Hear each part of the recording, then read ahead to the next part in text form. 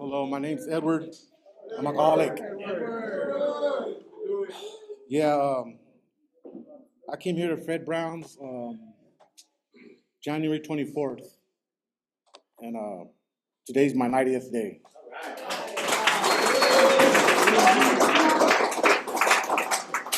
So thank you, Nancy.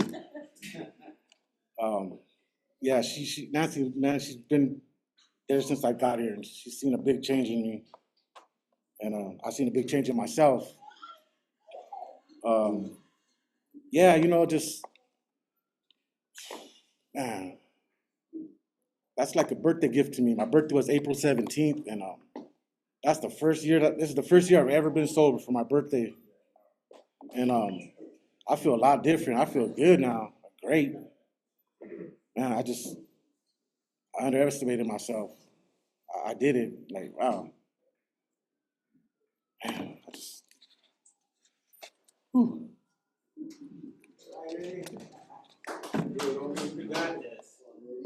Yeah, just I got my brother, an older brother, 2 years older than me. I got two twin sisters.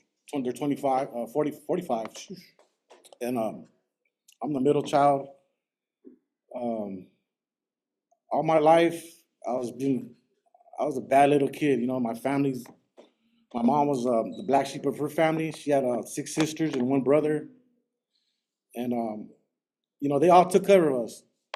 My aunts and uncle, and I never knew that I'd become an alcoholic throughout the parties and just all the beer there. I just started young, like 12 years old, just stealing beer, drinking them in the back with my cousins, and man, ever since then, just man, I should have known, but went downhill from there after that.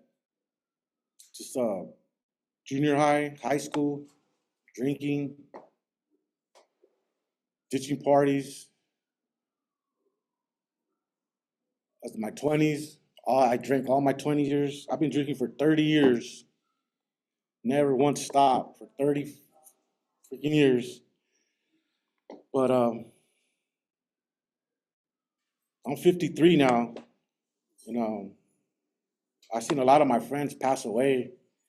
Cirrhosis, sickness, bad health. I've only got a few handful of friends left here, and thank God I'm still alive because I've died a lot of times, at least 10 times. Just I can't even count. But yeah, in January, just man, I had a friend of mine. I was at the bar, and he ended up leaving to go pick up his girlfriend, and this was like 4 or 5 months ago. He passed away leaving the bar, and for some reason I didn't go with him, and he ended up dying, and I kind of drank my heart out for him because I seen him just there laying on the floor, and it's just really sad because I just couldn't believe that he was dead in a matter of seconds.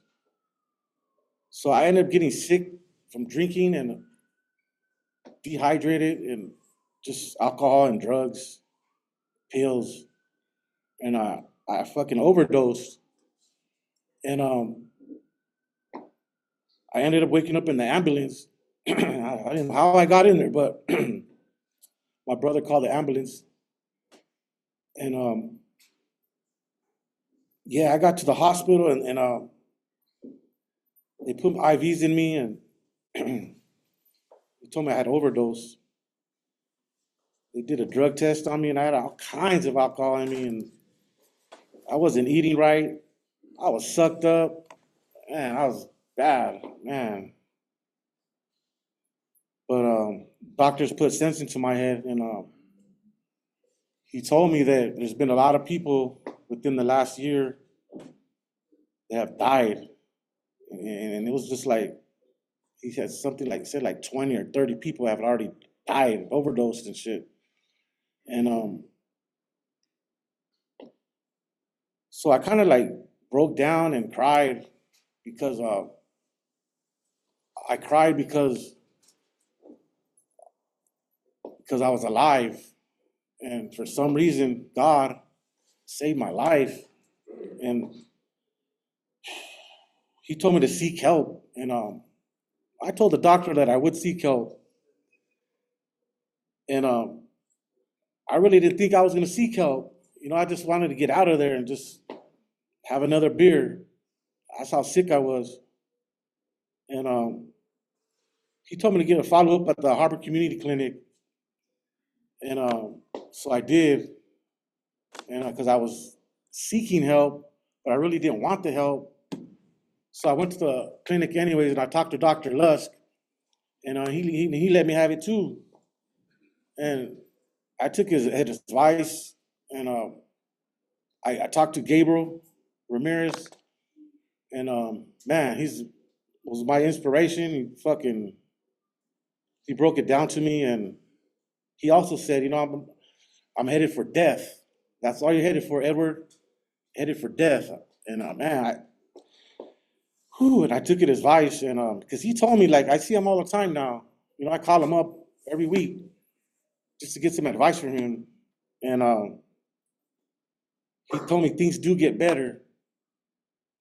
And I didn't believe him. Like, the way I was just like bad. I was like, that's all I could say. I was really bad.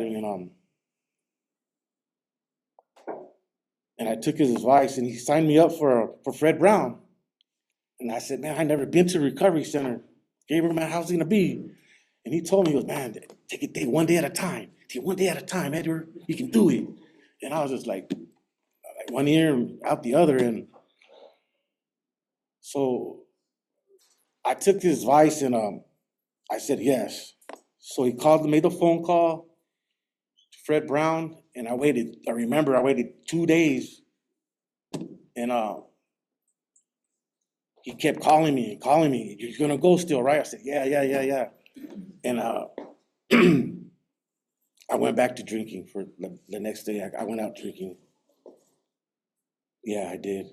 I'm being honest, and I can remember to this day when I did the interview at Fred Brown, Sunshine. She asked me, she's like, when was the last time you drank? I said, today.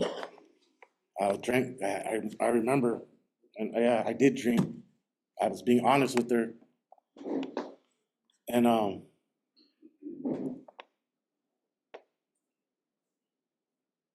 just happy for basically for Dr. Lusk and Gabriel for convincing me to be there, and the doctor at the Peninsula right here at St. Mary's too, and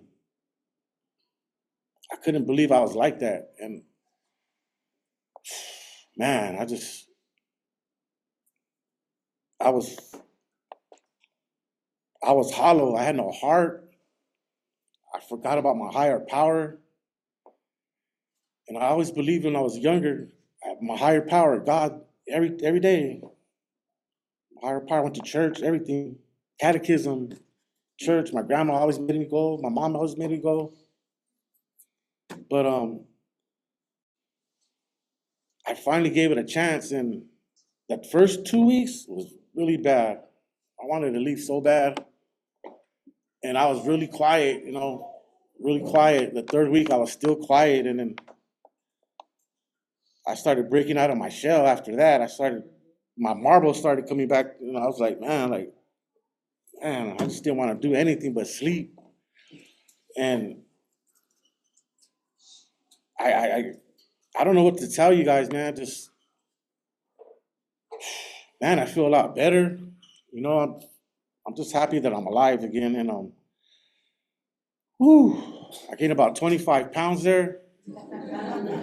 And I'm better to have food in there than a beer belly, Because man, I'm gonna be walking that off to 501 and 505. My bad. I'm thinking about the beer again, man. Shit, thank God. Man, I got to get rid of that habit. You know what I mean? Woo. Man, I'm getting thirsty already. Shit. And another thing, I never used to drink water. So this is different for me. I'm like, whoa, water is great. And I just want to thank everybody at Fred Brown's. I mean, that's the greatest. I've never been to a recovery center, and man, I just learned so much things there. You know, like I said, I graduated already. I'm ready for my. Thank you, thank you. You know, man, I'm telling you, the newcomers, man, I don't know how you guys are feeling, man. Just like hollow, man. And just after a while, you start getting used to all the routines. I listened to everything that was told. I did everything. I did my chores. Um, just, you know, like, I never, man, I didn't like to listen to nobody, but only Nancy, you know, so. But, man, it works. I mean, man, I feel so different. Man, I wouldn't have been up here talking before, man, if I was before, man. I just, like, you know, I'm just grateful for everything, man. A lot of good things do come. I didn't believe that when people were talking about that in the beginning. I was like, what's good happening? What's going to happen to me? So, man, I just, you know, I got back to talking with my daughter after a whole year. Man, you know, she found out I'm here, and my son. I'm talking to my daughter again, my son, my sisters. It's like, wow, like friends, like Fred Brown. Thank you guys. So much is coming to me.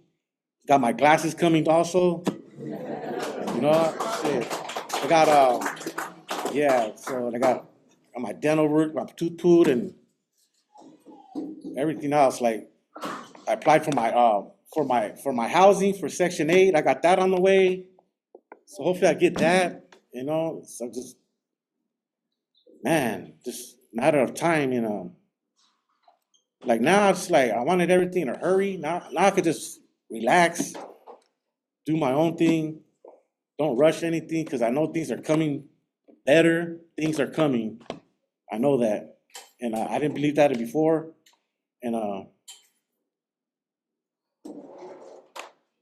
yeah, I want to thank Fred Brown again for getting me sober and making my life better. Thank you, guys.